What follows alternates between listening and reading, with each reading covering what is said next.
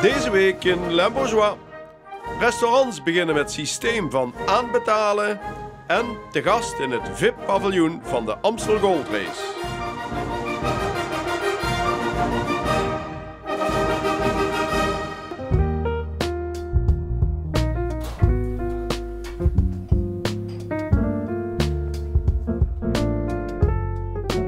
Na de lockdowns gaat het nu een stuk beter met de restaurants in Limburg. Alleen is er wel een toenemend probleem, namelijk de no-shows, mensen die niet komen opdagen. Een aantal restaurants in Maastricht hebben daar nu wat op gevonden. Ze zijn begonnen met aanbetalen. Het is gewoon bewezen als mensen een stukje aanbetalen, een klein bedrag, dat ze dan iets zorgvuldiger met de reservering omgaan. En dat, Ja. op een gegeven moment liepen zo de spuigaten uit. We hebben toen besloten na een weekend, waarin we in één weekend 10 personen die niet kwamen opdagen. 10 in een weekend, dat ja, kost je ontzettend geld. veel. Ja, dat is ontzettend veel. Ja, je hebt ingekocht, je hebt personeel ingeroosterd. Dat is ontzettend frustrerend. Ja. Niet alleen voor mij, maar ook voor de mensen die heel graag willen komen, maar die geen plek kunnen Je krijgen. hebt een wachtlijst aan. Precies, Ja. en een wachtlijst belden om 5:30 Ja. heeft geen zin. Nee. Dus ik heb nu een paar keer hier meegemaakt op een zaterdagavond dat er een tafel leeg is. Ja. Dan heb je misschien wel 30 tafels wachtlijst, bij wijze van spreken. Maar Ja. ja, hij is leeg. Dat doet pijn. Dat is vervelend. Ja. Ja. En nu, hoe gaat die aanbetaling? 10% of wat? Nee, het is eigenlijk heel eenvoudig. Als je reserveert, dan word je gevraagd om een aanbetaling te doen van €25 per persoon. Oké. Als je dan zelf die tafel annuleert, 24 uur van tevoren, wordt het geld automatisch teruggeboekt. Ja. En als je komt eten, waar je natuurlijk op hoopt, Ja. dan gaat het gewoon van je rekening af. Dus het wordt met elkaar verrekend.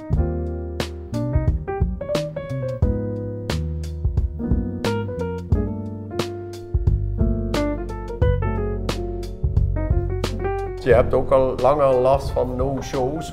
En no-shows, dat is niet alleen dat een tafel niet komt, het kan ook zijn dat maar een halve tafel komt. Hè? Ja, een no-show is voor ons eigenlijk of een tafel niet komt opdagen, of een tafel met 6 reserveert en met 4 komt binnenlopen. Of met En zeggen 3 ze daar dan niks van? Nou ja, Helaas, nee, helaas. Helaas is dat eigenlijk een beetje een normale zaak geworden van we zijn met z'n 6, maar we zijn maar met z'n 4 gekomen. ja. Dus dan kunnen we eigenlijk ook niet meer nieuwe mensen of de wachtlijst last minute inschakelen, want ja, dat is veel te laat om 7 uur of 7:30 nog gaan rondbellen. Nee.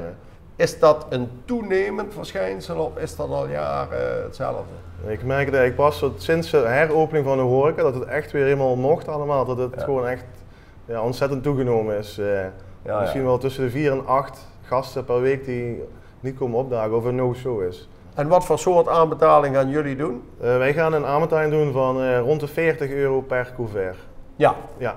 Ja. Dus dan hebben we het menu voor het grootste gedeelte gedekt en de gasten kunnen dan tot 12 uur voordat ze gereserveerd hebben ook annuleren. Dan krijgen ze 100% het geld terug. Oké. Ja. Want dan kun je altijd nog de wachtlijst bellen. Dan kunnen wij nog inderdaad 's morgens en 's middags de wachtlijst bellen en dan hebben we de plekken alsnog helemaal volzet.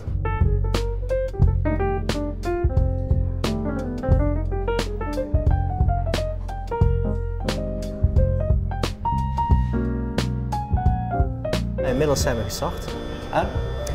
Nou, eigenlijk 0 reactie vanuit de gasten, dus dat is wel fijn om te horen. Dat geeft ons juist iets meer zekerheid dat die gast ook wel gaat komen.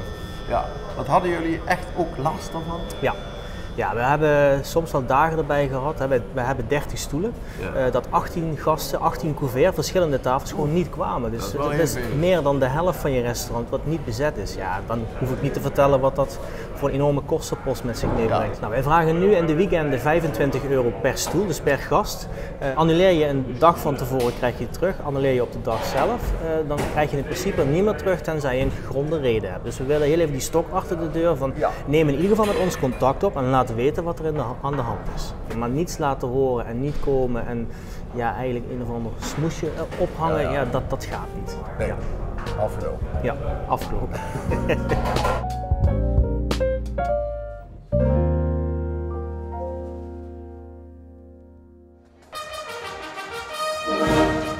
Er was veel volk op de been bij de Amstel Gold Race afgelopen weekend. Wij gingen kijken in het VIP-paviljoen aan de finish. Voor de combinatie van sport en netwerken.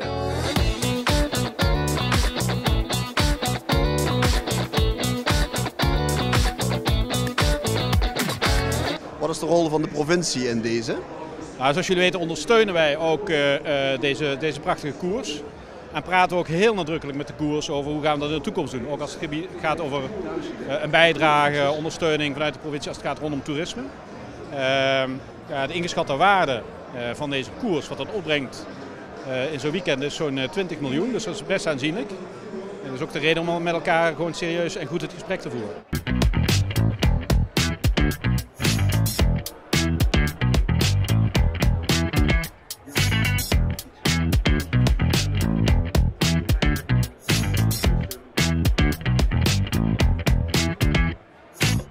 We staan hier in het VIP sponsorpaviljoen. Die prijzengelden kunnen ook alleen maar gelijk getrokken worden als er voldoende sponsoraandacht is voor de vrouwen. En dat stijgt ook de laatste jaren. Hè. Bedrijven zijn geïnteresseerd om het vrouwenwielrennen te ondersteunen financieel.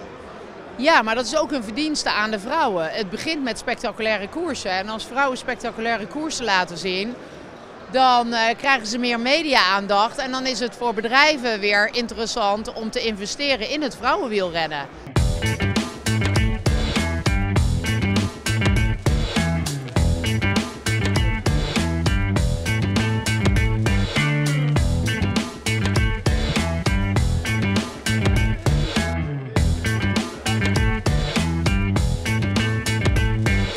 En ook weer het VIP-paviljoen. Want soms denken mensen wellicht wel, ja, god, daar zitten ze alleen maar wat voor de gezelligheid. Maar het is wel een noodzakelijk onderdeel om het evenement überhaupt plaats te kunnen laten vinden. Nou, dat is een win-win situatie. Inderdaad, wij kunnen daar een deel van de begroting mee dekken. Hier zijn ongeveer 1500 gasten, sponsoren, mensen die kaarten, bedrijven die kaarten gekocht hebben. Dus en gezellig hier in het zonnetje een biertje drinken, maar ook netwerken. Is de animo er nog na een onderbreking van 2 jaar onder de sponsoren om zich te verbinden? Ja, gelukkig wel. Dat was voor ons wel een beetje spannend. Hè. Toch een paar jaar stilgelegen.